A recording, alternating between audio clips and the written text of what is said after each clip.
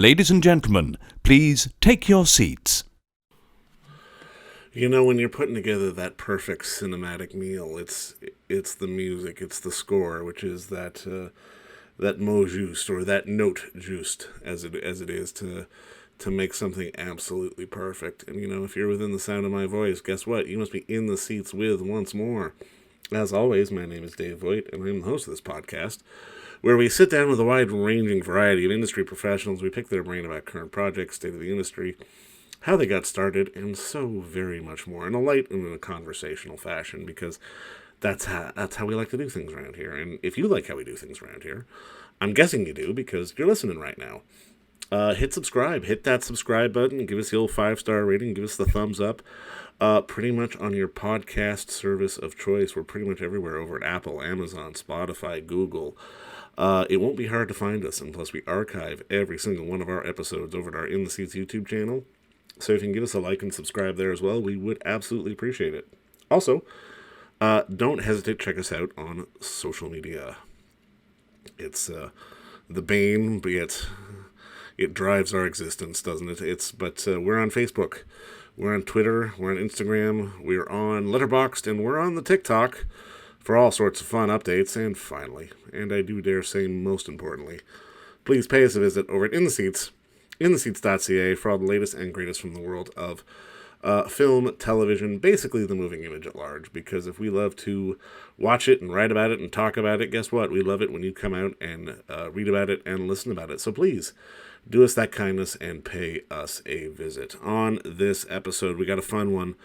It is, we're talking about one of our favorite movies of the year. If you haven't seen it already, it is The Menu, from the one and only, well, not the one and only, but it stars Ray Fiennes, Anna Taylor-Joy, and Nicholas Hoult. It is the story of a young couple who travel to a remote island to eat at an exclusive restaurant where the chef has prepared a lavish menu with some shocking surprises. And it's from director Mark Mylod, and this is satire, this is dark, this is hilarious as all hell. It is easily one of our favorite films of the year, and we had the unique pleasure of sitting down and talking with someone who worked on the film, the composer of the film.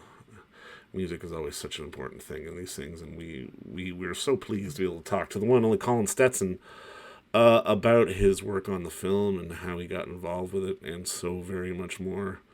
And you know, if you haven't seen The Menu already, it is coming to video on demand platforms, and also I believe Disney Plus, this coming January 3rd, and it will be available on Blu-ray and DVD on January 17th. But as soon as you get a chance, check out The Menu. Check it out in theaters if you still can. We're not quite sure. But more importantly, enjoy our talk with Colin, because between you and me, it is a darn good one. First off, Colin, obviously, thank you so much for the time today. And congratulations on your work on the film, man. I absolutely loved it. Thanks, David. I appreciate it. Now, I mean, I guess my first question is because I'm always curious about how, like, in what process people get involved with film scoring and the film production. Because, I mean, sometimes people can be, like, they can be there very early on, or sometimes it's kind of an after-the-fact kind of thing. For you, when did you get brought onto this project? Well, this one specifically.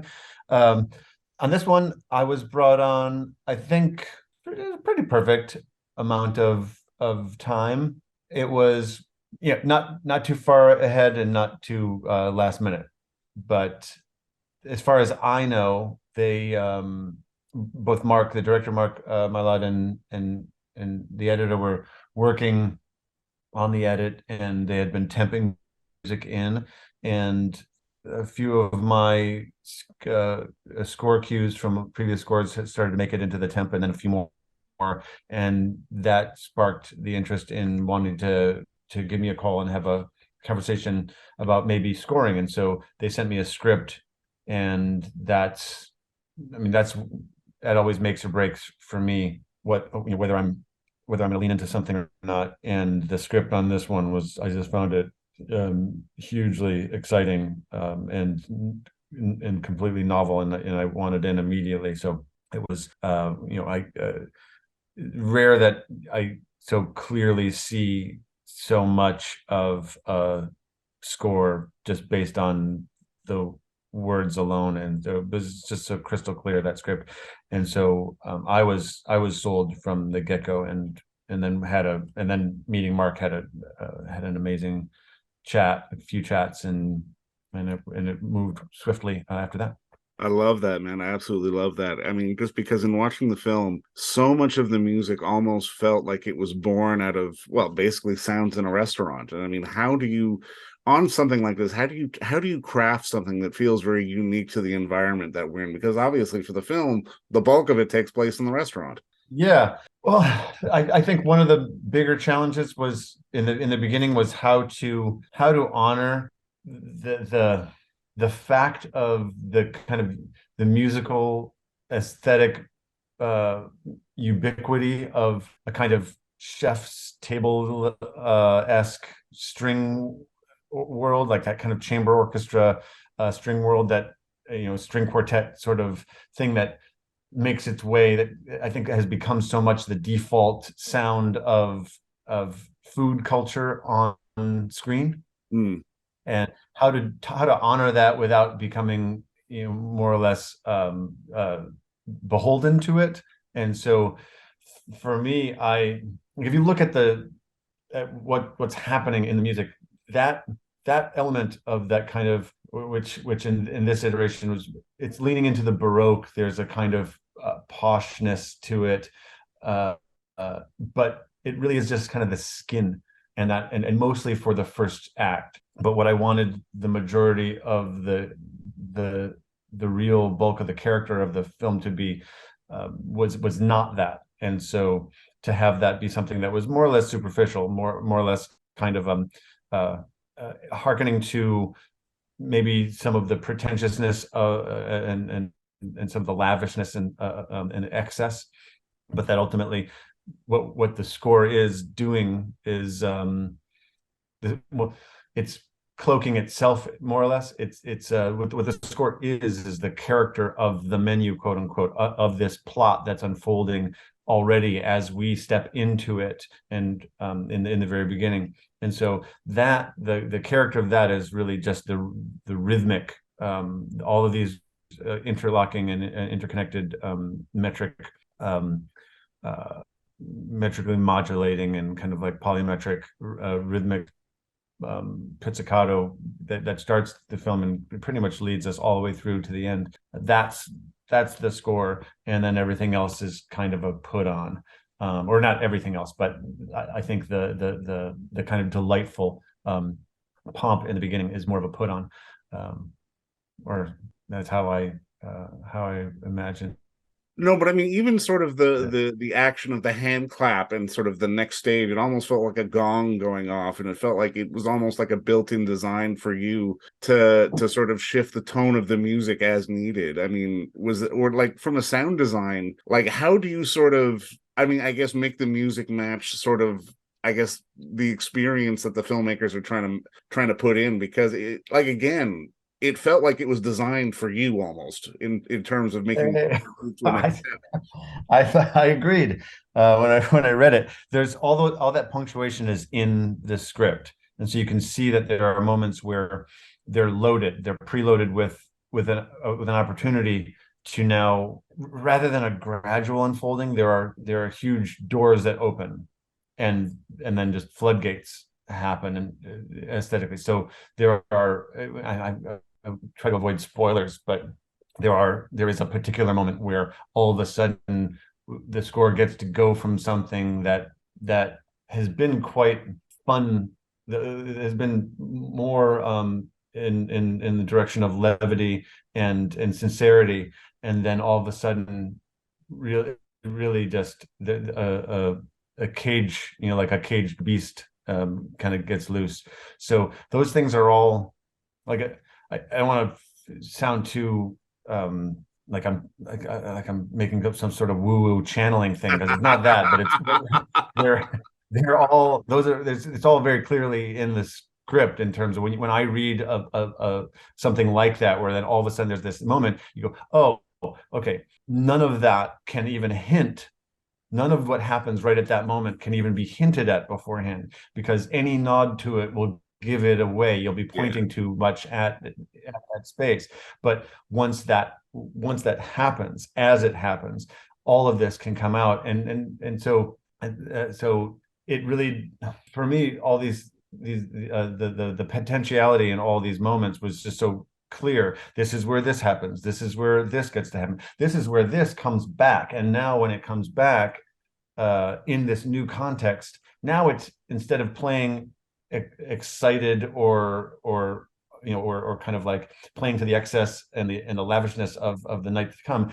Now it's playing comedy. Now it's playing funny, because now it has this new contextualization in the midst of the dread and horror that we now we know ourselves to be in. And so all these things really are just kind of, they're loaded into the structure of the film. And like you said, there's the punctuation of not only the moments that happen narratively in the action of the film, but then there also are the punctuations of the courses that are built into that. And so you have these start stops, which they themselves get to be something that references something that came before, or introduces something entirely new, or does something with an element before and kind of taints it with something now that with a new element that we now have access to because certain things have happened on screen.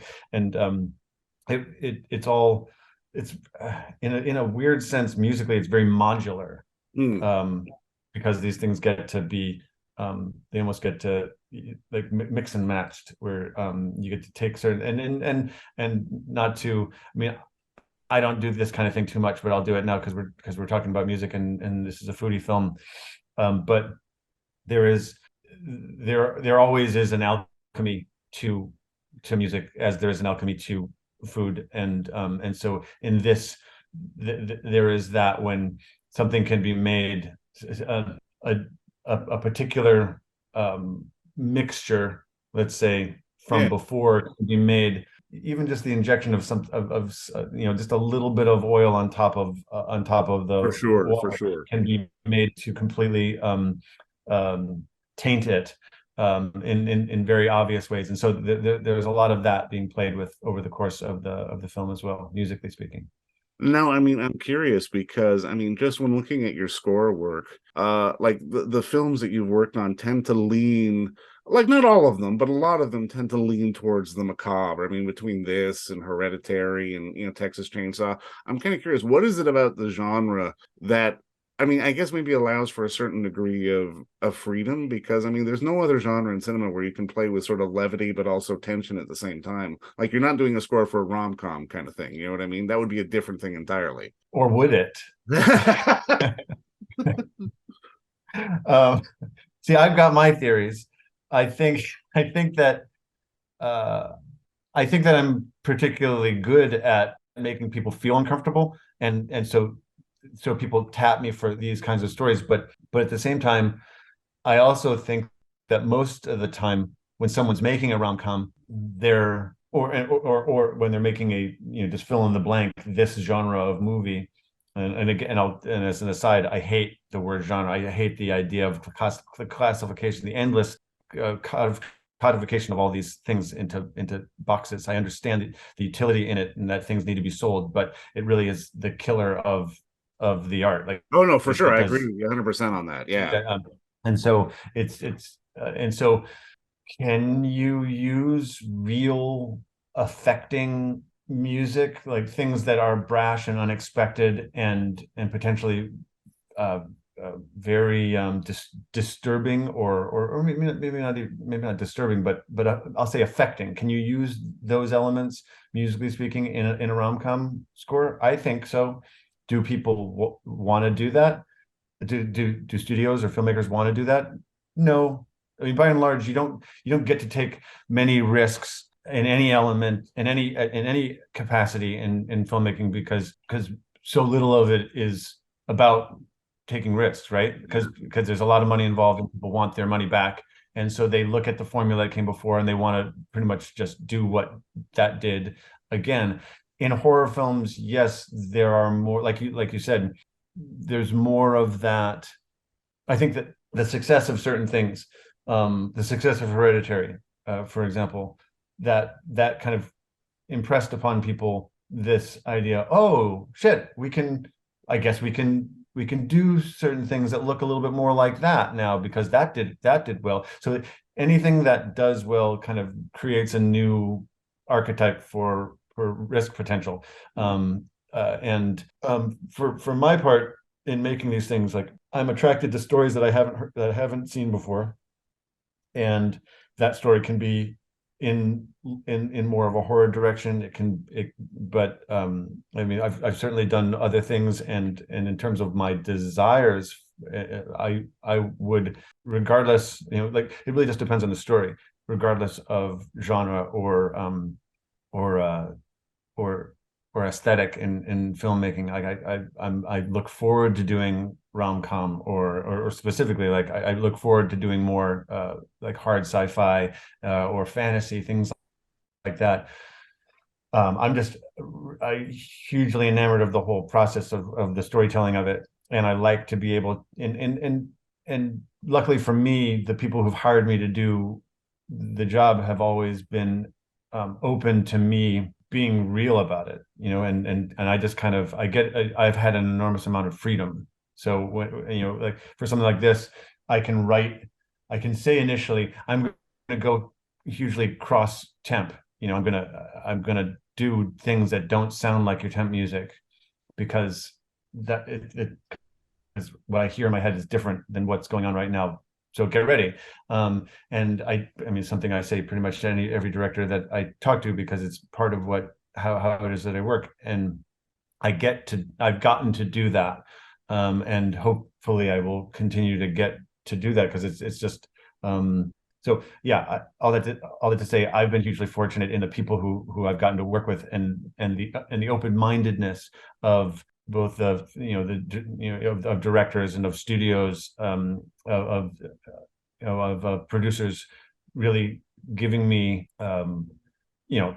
it's all in serving the picture, obviously. So it's not like no holds barred, but for something, for example, like the Texas Chainsaw Massacre, it really was like the mandate really was like I was told literally like, no, we want, I mean, when a producer uses the word non-linear, and you can go as far as you want, um, like that's a dream come true. So No, I mean that yeah, kind I'm of all over that. that kind of dovetails into my next question. Like, I'm curious because I mean, in the past 15 or so years, it does feel like more musicians who, have started off in rock bands and, played with, whoever have been getting into this world. And I'm kind of curious, what was your entry into wanting to compose music for film? Because I mean, again, we live in a day and age where you don't need to have sort of the John Williams and the 70-piece orchestra to do a score for a film. Like you could probably do everything, at home in your lab kind of thing. Mhm.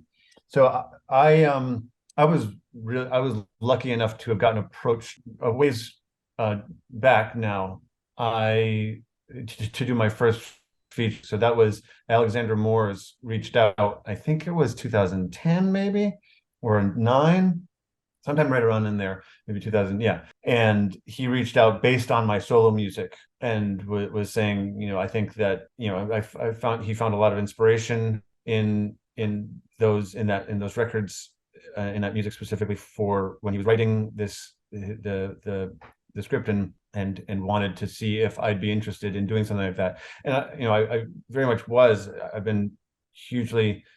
I wanted to work in film when I was a kid, from in more of a visual, supportive role, and as a musician, there hadn't been. I'd been kind of caught up in my own inertia in touring and in making my own records and in making records with all like as you said, all these different songwriters and bands and whatnot, and so there wasn't really an off ramp or anything. I can't say that it was something that was like right in the foreground for me scoring at that point. And at that point, it was before the kind of recently there's been a mass adoption and kind of migration of many people into into scoring Mm. because of the what happened with this streamers. Like you have a Yeah. Netflix becoming successful, and then you have all of the different. There's just a huge glut of content being created, and so they need more people scoring. And then at the same time, we're really entering an era where streaming music doesn't make anyone any money. And so Mm. if so most of the people, even if they're in successful groups, the only thing that they can do is tour Yeah. constantly Yeah. in order to make money. And even that is dwindling in ways because it's mostly just big ticket items and festivals that are still paying. So, and costs have gotten so prohibitive for touring, even modest sized groups, so that you know making music for ads, licensing, and scoring are almost the only things that are left. And so there, yes, recently in the past 5 years, and especially post pandemic, there are tons and tons and tons of people who are pouring into those spaces. Um, and like I said, I was lucky to have started it, relatively further back, 12, 13 years of it, which is not a ton, but had gotten, it is, it, it was something that more or less just, I mean, like very happily for me, more or less fell into my lap back then. But as soon as the opportunity rose, like I just poured myself into it and had so much fun with that. And I see them all as these little puzzles. Right. How to build, how to make these things concisely and efficiently and beautifully, and supporting the object of the film. And so I had tons of fun with the first one, and then it was like something energetically opened in me where I was like, this is what I do now. And they just started to come. I would get another one every little bit, and gradually over the course of a few years, I had done more and more and more. And by 2017, it had become most of what I was doing. Yeah. So yeah, by the time I was working on Hereditary, I was scoring more of my time than not. Love it. Love it. No, I mean it's one of those things that I'm always fascinated by because I mean, obviously writing a song or writing a piece of music in its own way is a form of storytelling, but I'm kind of curious because when you're scoring for a film, 9 times out of 10 probably the visuals are already going to be there. So I mean, how would you equate the addition of music into the narrative? Like is it almost like a rewrite or a story edit or just sort of like pumping up the material a little bit? I think you're pumping up the material is what it is for me. How to do that. I remember saying this once a long time ago, and it always feels pretty apt. Like taking the existing brushstrokes and just extending them in every direction, Right, right. trying to support what's there, and then figuring out what's how best to do that. So with something like this, you can think about, okay, we've got the obvious, like that kind of like the chef's table, the string quartet in the corner of the room, there's all these things that maybe are the go-tos that people are expecting. How to use those things to get our foot in the door, but not use them in ways that are maybe so on the nose, and also make sure that what you're doing doesn't sound like it's coming from the corner of the room being For played by sure. a string quartet, or doesn't sound like it's like the percussion is coming from the kitchen, or is any way like just emanate. Like there's certain things, if you want to use percussive instruments, that maybe we use some glasses and some pots and pans and things. How best to use those to kind of magnify, or like again, bring some aspect of the story of the story world to life in the music world, without without anybody knowing that you're doing it, Right, exactly. so Yeah. something that's felt rather than heard. And so in that, it was avoiding kind of beats on pants and things like that, and instead, they're in places where I imagine almost no one, probably no one, will hear that like what's happening at the climactic scene, uh, when all these this shimmery sort of pointillistic uh, wave is happening. Yeah, That's Greg Fox, like one of the preeminent metal drummers in the world. That's him blasting I love that. on pitched water glasses with chopsticks. Like that's there are things like that which are trying to trying to go about getting certain things expressed in ways that are not quite so on the nose or obviously found. No, I love that. And I mean, I think you're absolutely right. And I mean, just to start putting a bow on this, it's a dumb question, but it's one I always like to ask. I mean, was there maybe a score that you heard sort of in your younger days that had the light bulb go off for you? I mean, maybe not right away, but maybe you sort of realize that from a musician standpoint, this feels vital and creative and expressive and something that I could possibly do one day. Well, there are certainly the ones in the very modern ones when I was an adult and just starting to get into film scoring that I found hugely, and I still find very informative and inspiring, and have always been my go-tos. Things like Zimmer's score for a Thin Red Line, Oh yeah. um, and Johann's score for Prisoners, Yeah. and Johnny Greenwood and There Will Be Blood. I mean, these are just iconic. They moved the dial. They changed the face of it. Um, their temp the temp phenomena. So those things that you can hear if you look at. I always think about like if you were able to step back and look at all the movies that come out over years, over a span of time, and see them all as kind of like a tree, the connections that would be made, there would be certain, like, so when Prisoners comes out, all of a sudden, over the course of the next few years, there's certain cues from Prisoners that end up being in temp for all these different movies throughout all these different genres, and they make bursts, they make these bubbles that influence the sound of composers I all love that. over Yeah. the scene.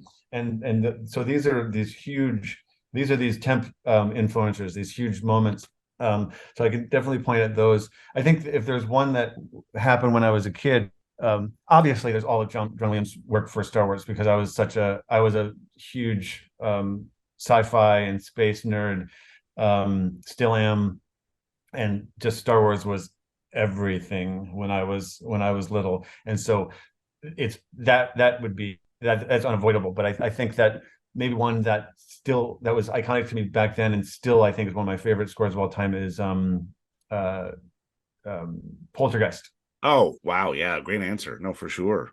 Isn't it? It's just one of the. I mean, it maybe be the best horror score of all time. Just so iconic. The melodies, yeah, the everything about it yeah, it's No, and you're right, man. I mean, that's such a great example of, I mean, what you did here on this film, because it just pumps up the material and it really takes it to that different level. And I mean, Colin, man, thank you so much for the time today, and congrats on the work on the film. I can't wait for people to see it. David, it's a pleasure to talk to you. Thank you so much for having me. And don't forget to visit our friends over at Bay Street Video for all your DVD, Blu-ray rental, or purchasing needs this summer, as they are still open for curbside and some mailing delivery as well. Over at 1172 Bay Street, Toronto, Ontario, Canada, you can give them a call at 416-964-9088. That's 416-964-9088. Or send them an email at baystreetvideoto@gmail.com for any of your DVD and Blu-ray needs.